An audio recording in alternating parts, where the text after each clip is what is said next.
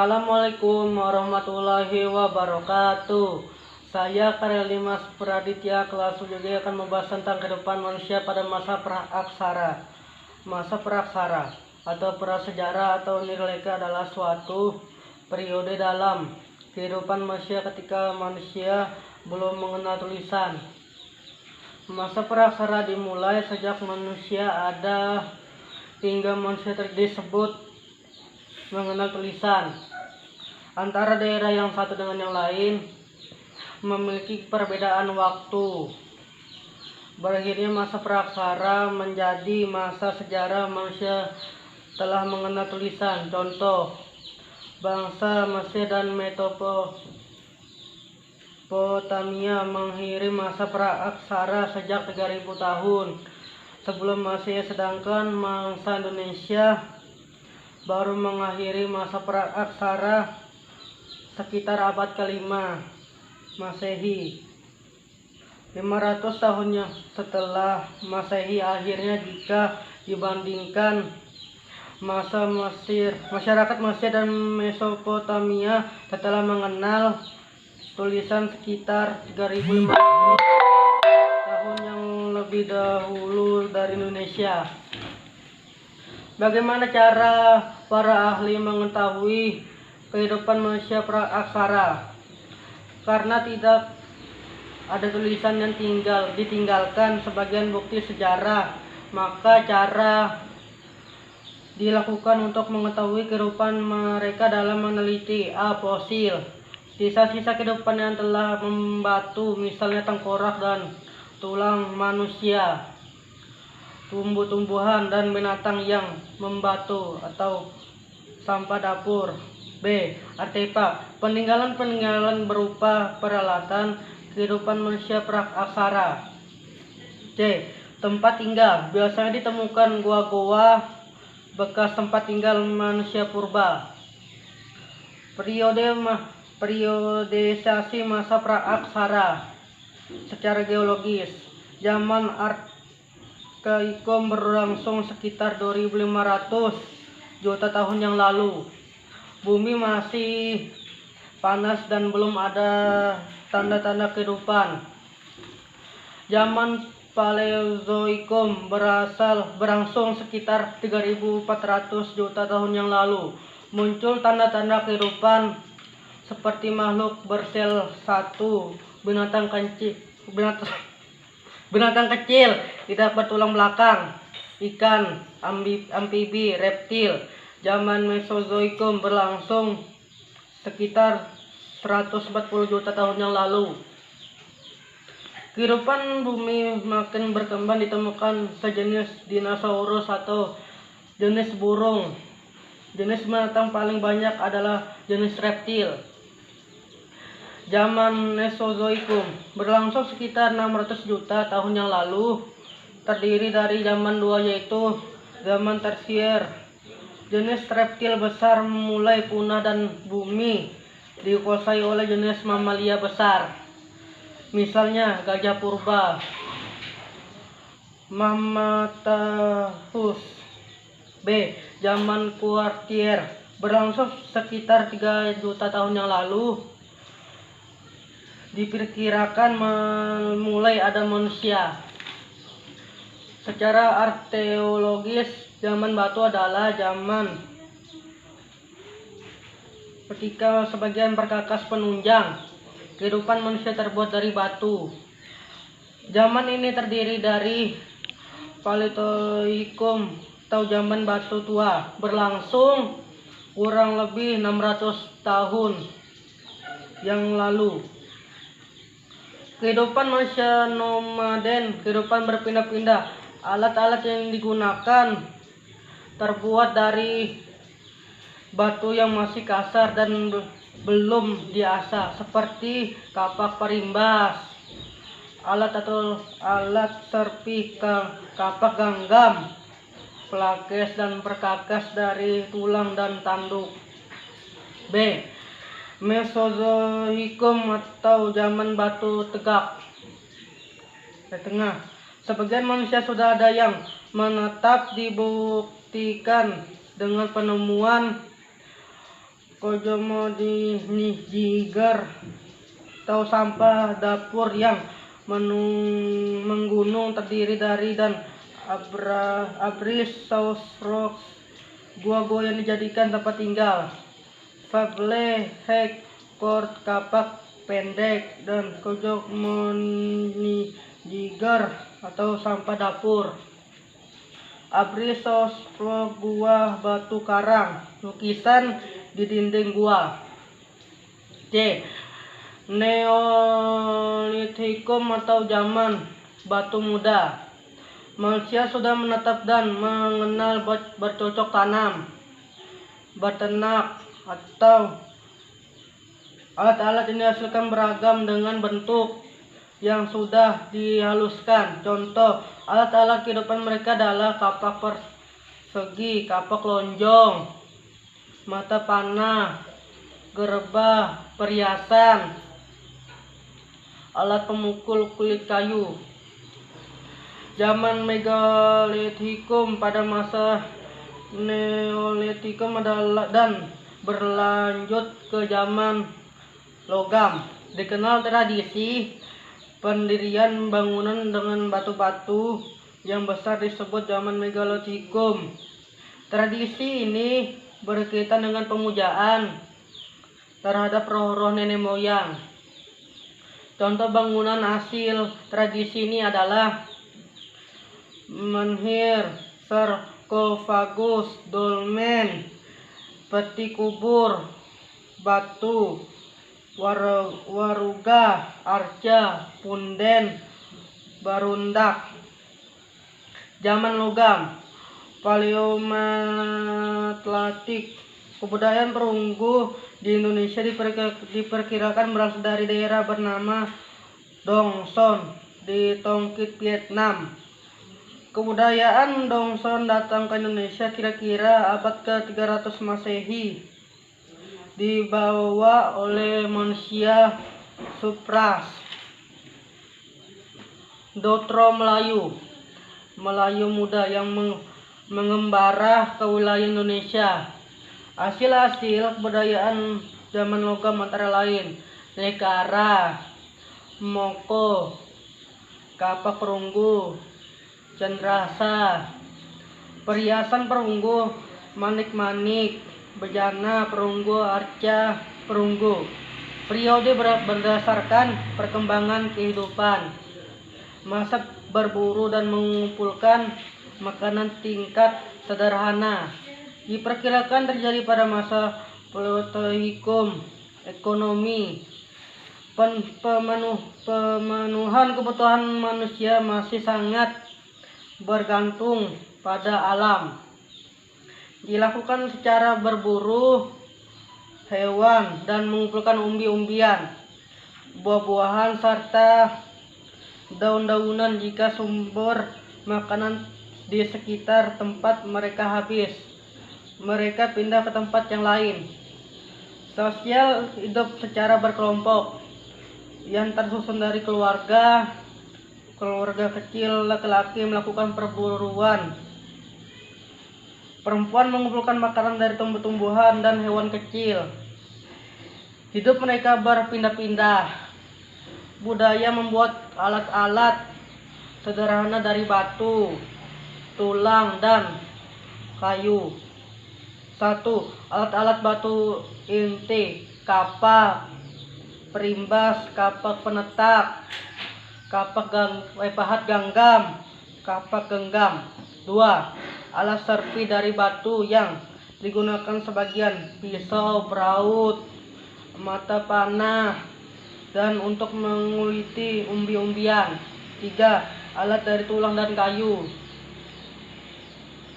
Masa berburu dan mengumpulkan makanan tingkat lanjut diperkirakan terjadi pada masa Mesozoikum.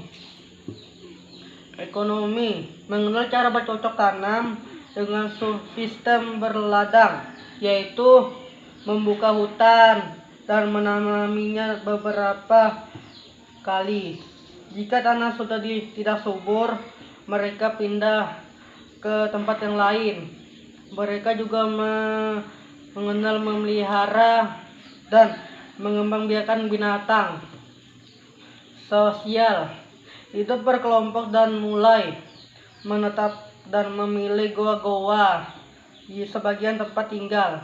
Biasanya dipilih di goa pada tempat yang tinggi atau dekat dengan mata air.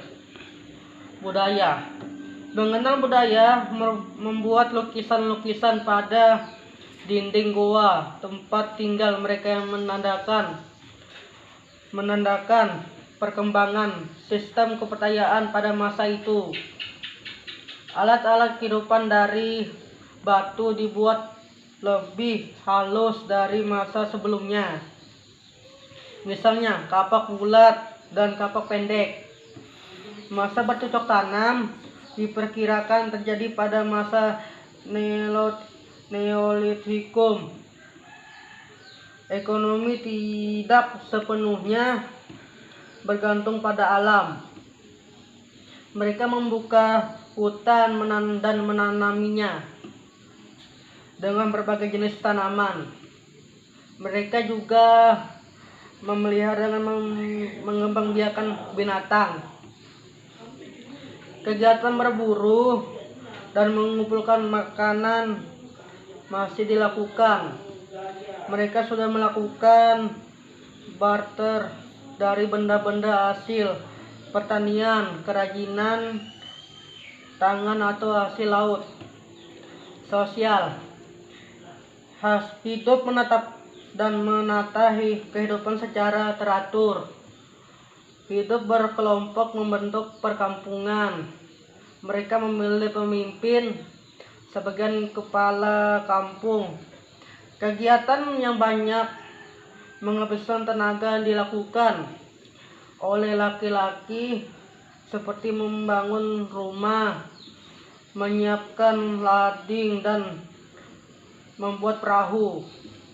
Sedangkan perempuan melakukan kegiatan yang memerlukan tenaga besar seperti menabur benih dan merawat rumah.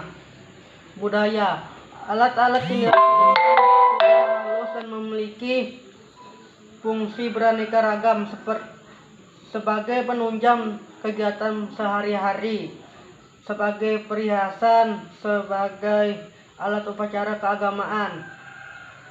Masa perundingan.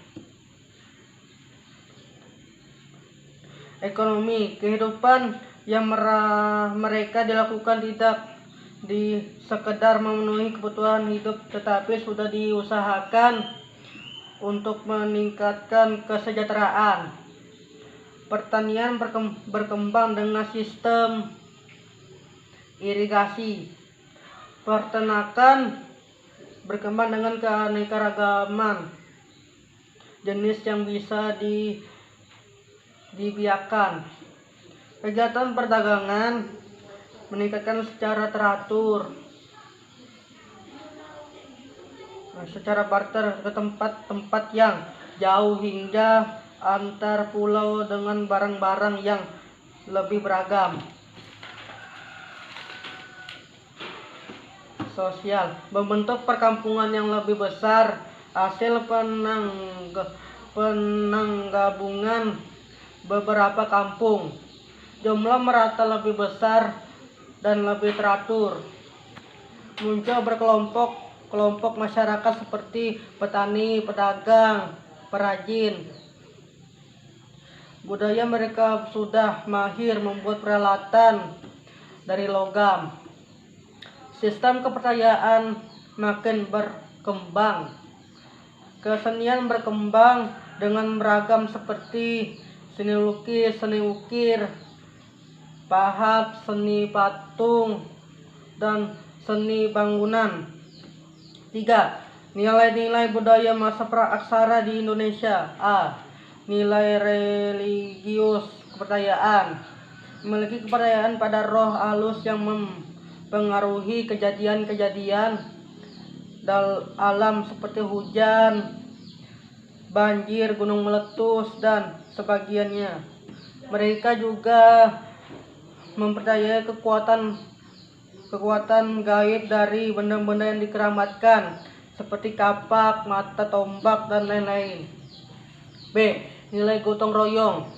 Mereka melakukan kerjasama berkelompok untuk kepentingan bersama-sama.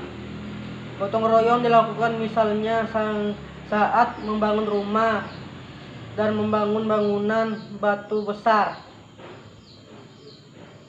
C. Nilai musyawarah. Di masyarakat pada masa ini telah mengembangkan nilai musyawarah, misalnya saat memilih pemimpin yang dianggap paling tua untuk mengatur dan memecahkan persoalan yang dihadapi bersama. D. Nilai keadilan. Penerapan keadilan sosial sudah tampak pada pembagian tugas sesuai kemampuan dan keahliannya masing-masing. Ini menunjukkan setiap orang memperoleh hak dan kewajiban sesuai kemampuannya. E. Tradisi bercocok tanam. Tradisi bercocok tanam dikembangkan untuk memenuhi kehidupan hidup dan meningkatkan kesejahteraan masyarakat. F. Tradisi bahari atau pelayaran. Masyarakat praksara telah mengenal ilmu astronomi yang digunakan dalam pelayaran dari pulau ke pulau. Perahu yang mereka gunakan adalah perahu bercadik, yaitu perahu yang di kanan kiri dipasang alat dari kayu atau bambu untuk menjaga keseimbangan perahu. 4. Nenek moyang bangsa Indonesia. Beberapa ras yang memenuhi kehidupan beberapa ras yang mendiami di Indonesia. 1. Ras yang berasal dari suku bangsa Pepda yang awalnya mendiami Asia Tenggara. Ciri-cirinya adalah berkulit gelap dan bertubuh kecil. Pada akhir masa glasial mereka menyebar ke timur dan mendiami wilayah Papua, Sulawesi Selatan, Kalisram, Timur Barat, Flores Barat hingga kepulauan Melanesia. 2. Ras Proto Melayu berasal dari wilayah Cina Selatan yang sekarang menjadi provinsi Yunnan. Mereka melakukan migrasi ke Indonesia melalui 2 jalur, yaitu jalur barat Yunnan atau Indochina, Siam, Menanjuk, Melayu, Sumatera, kepulauan Indonesia yang lainnya, dan jalur-jalur timur Yunan, kepulauan Ryukyu, Jepang, Filipina, Sangir, Sulawesi. Mereka membawa kebudayaan kapak persegi dan kapak lonjong. 3. Ras Dotro Melayu yang berasal dari Indochina bagian utara. Mereka membawa kebudayaan perkakas, senjata dari logam. Mereka juga mengembangkan pertanian padi yang dibawa dari Burma Utara. 4. Melanesoid. Mereka tersebar di Laut Pasifik di pulau-pulau sebelah timur Irian dan Australia. Mereka melakukan perpindahan ke wilayah Papua, Nusa Tenggara Timur, dan Maluku. Dalam perkembangannya terjadi percampuran dari berbagai ras ini menjadi kependudukan Indonesia seperti sekarang.